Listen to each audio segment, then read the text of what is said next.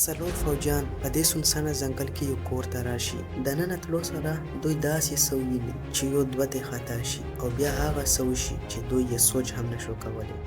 د کهانې په شروعات کې مونږ بیني او د هغه ټیم وینو. بیني د خبر راشي چې په یو کور باندې دهشتګردو قبضه کړې ده. خبر اورېدو سره هغه فوراً د کور طرف ته روان شي او د کور نه څلور طرفه ګیره واچوي. اول په لوډ سپیکر ووایي که په دې کور کې څوک هم وي نو بهر راوځئ، کنې بیا به زه سخته کاروايي کوم. څه وخت انتظار وکړي خو د کور نه څوک هم بهر رانشي ځکه دوی فایرینګ شروع کړي. په جواب کې د کور نه هم سخت فایرینګ وشي او د دوی څه فوجیان پکې مړه شي. د ټیم یو بل غټ مشر پوپ ووایي چې زه بره د بلډینګ سر ته خیجم او د هغه ځای نه کور ته ګرنیټ اچوم. پوپ همداسې وکړي، د دې کور سره نږدې بلډینګ سر ته وخیجي او دې کور ته ګرنیټ راګوزار کړي. یو غټه دماکه وشي چې د هغې په وجه ټول دهشتګرد مړه او زخمیان شي. پوپ چې دننه لاړ شي نو هغه ته بې شمېره پیسې او خطرناکې وسلې میلاو شي. هغه وویني چې ټول دهشتګرد مړه شوي دي او یو څو پکې زخمیان وو چې تر اوسه ژوندي وو. پوپ د زخمیانو نه تپوس وکړي چې تاسو د چا لپاره کار کوئ. په جواب کې پوپ ته پته ولګي چې دې کسانو د لوریا لپاره کار کولو. لوریا د دې ملک د ټول نه غټ مافیا ډون و. د هغه په پوره ملک باندې کنټرول و. د هغه د نشهیي توکو غټ بیزنس و او ورسره به یې خطرناکې وسلې هم دهشتګردو ته لیږلې.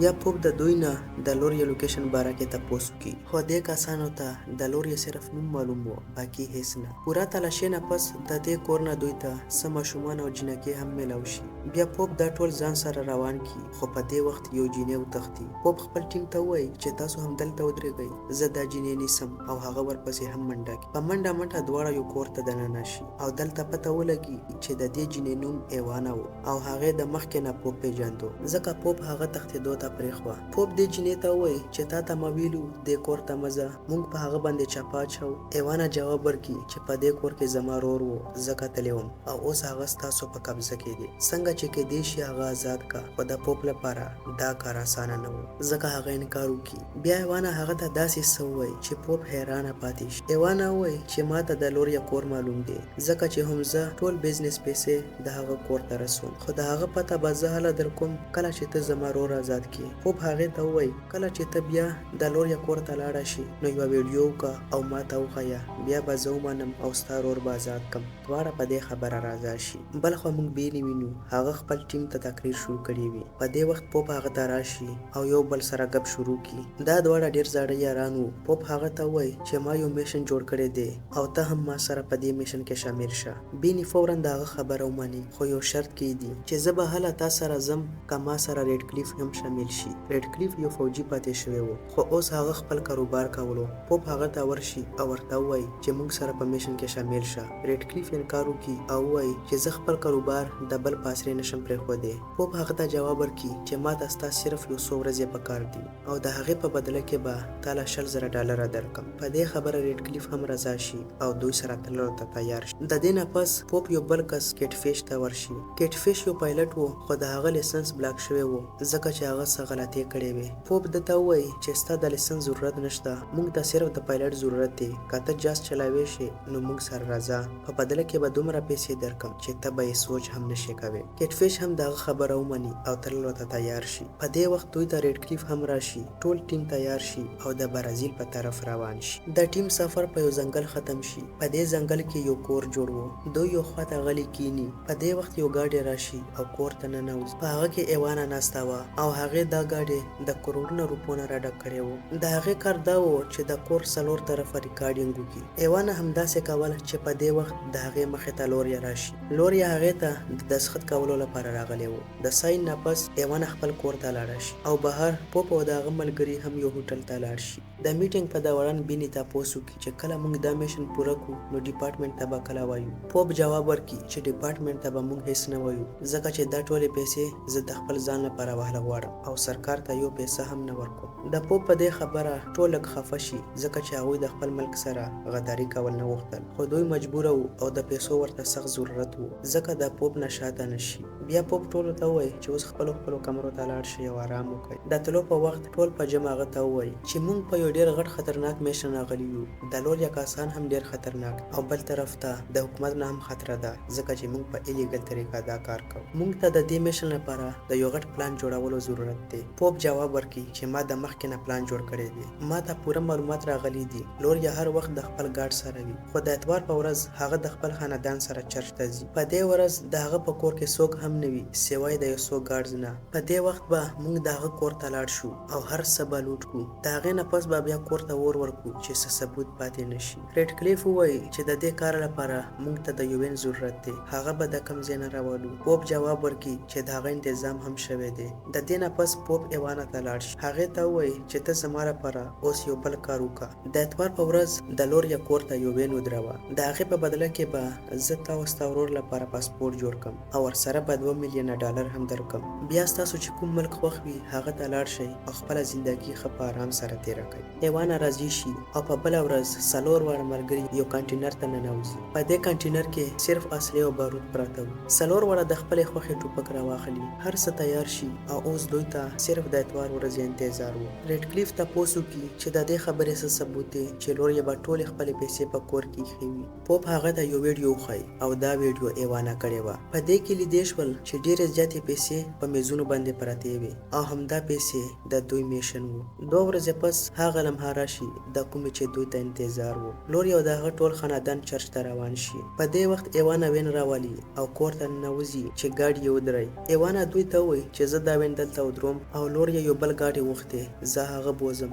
ګارډز د هغې خبره ومني او بیا ایوانا دننه لاړه شي. په دې وخت چې ګارډز د ایوانا سره مصروف وو پوپ او د هغه ټیم غلي کور ته ننوځي او د موجوده ګارډز یو وجل شروع. کله چې ټول ګارډز ختم شي نو دوی هغه ځای ته لاړ شي په کوم کې چې پیسې پرتې وي. ټول المارۍ او میزونه چیکي خو پیسې میلاو نه شي. بیا د هغې نه پس د ټول کور تلاشي واخلي خو دوی ته یو پیسه هم میلاو نه شي. ریډ کلیف ووایي چې ایوانا موږ سره دوکه کړې ده خو پوپ ته یقین و چې پیسې هم په دې کور کې دي او هغه یو ځل بیا د لټون آرډر ورکړي. ټول ټیم یو ځل بیا د پیسو لټون شروع کړي. د یو کمرې نه دوی ته د تازه رنګ بوی راشي. کمرې ته چې دننه شي نو دوی د رنګ ډبي وویني. مطلب دا چې دا رنګ اوس شوی و. کله چې پوپ دیوال ته ورشي او ویې ټکوي نو دته پته ولګي چې دا دیوال ډیر نری دی او دننه یو خالي ځای شته. هغه په ټوپک باندې دیوال ته یو ګزار ورکړي. په دیوال کې یو سوری جوړ شي. هغه چې دننه وګوري نو بې شماره پیسې وویني. لوریا خپل ټول دولت هم په دغه ځای کې پټ کړی و. پوپ چې څومره سوچ کړی و دا پیسه د هغې نه هم 100 ګونه زیاته وه. 4 واړه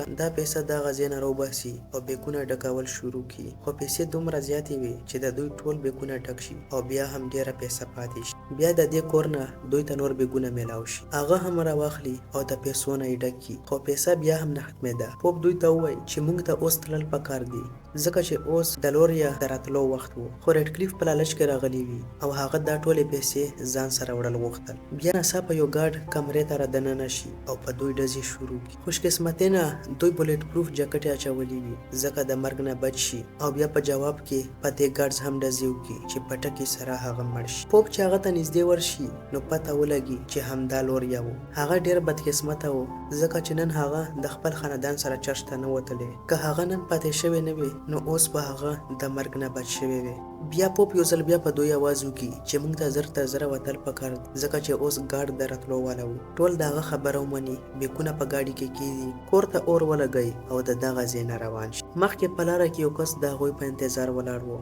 دا هم د دوی پارټنر و. د ده کار و دوی ته جاز راوستل. ریډ کلیف د وین نه بیکونه راکوز کړي. په دې وخت جاز هم راشي او ټول بیکونه جاز ته وخیژي. کیټ فیش خبرداری ورکړي چې بیکونه ډیر زیات دي او دا جاز به دومره وزن برداشت نه کړي. ریډ کلیف د لالچ نه ډک و او هغه ټولې پیسې د ځان سره وړل غوښتل. ګیټ فیش یو ځل بیا ووایي چې دومره بیکونه موږ نه شو وړی ځکه چې موږ ته به په لاره یو 2 اوچت غرونه راځي او د دومره بیکونو سره جاز د هغوی نه بره خیجول اسانه نه دي. خو ریډ کلیف یو ځل بیا ته هغه خبره توجه ورنه کړي. بیا په دې وخت ایوان او د هغې رور هم راشي. د هغوی په لیدو سره ریډ کلیف پوپ ته ووایي چې دا دواړه همدلته ووجنه.